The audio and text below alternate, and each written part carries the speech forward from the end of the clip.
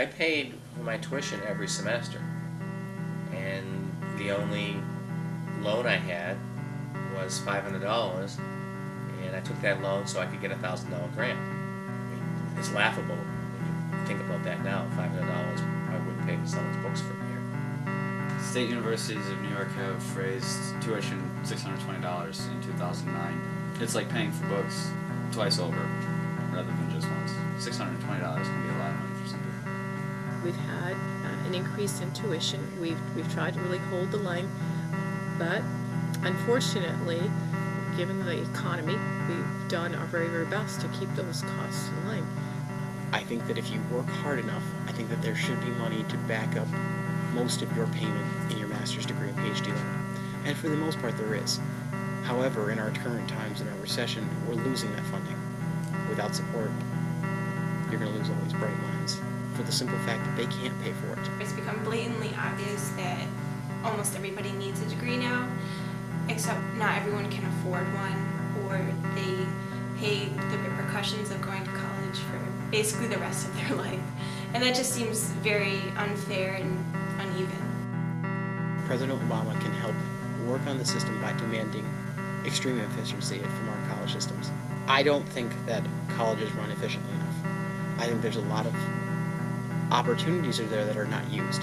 There are parts of a college that are useless, that I've seen in my own experience that should not exist, and that would save cost. I know that if I wanted to attend my university now, I wouldn't be paying $1,000, $1,500 a semester. I'd be paying $15,000, $18,000 a semester.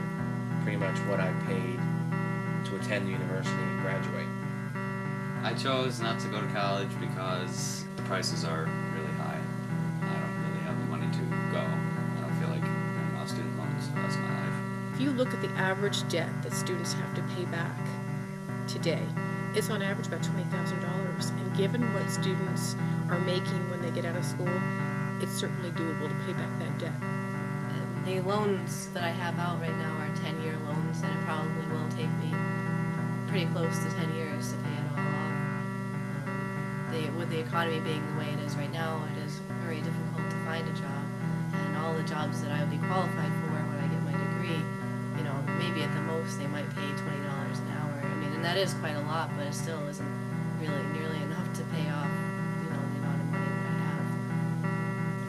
I know by the time I graduated, I worked finally to the point where I didn't have to pay for my tuition because it was paid for by scholarships I'd won out of high school.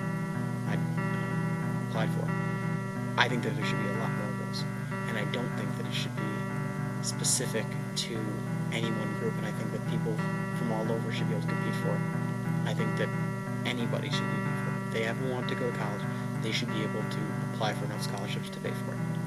I believe that President Obama should address the high cost of education by looking at the system and making it so that it's accessible and affordable for all that have the ability to go.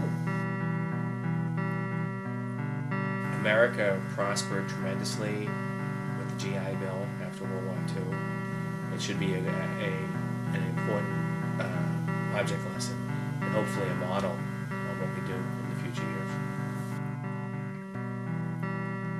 I think that beyond high school, training needs to happen. I don't think today a high school education will suffice. I absolutely don't think that that's the case today. And I think that if you were to ask any high school student today, how much do you make? I would bet you they would tell you that they're pretty dissatisfied with their hourly wage.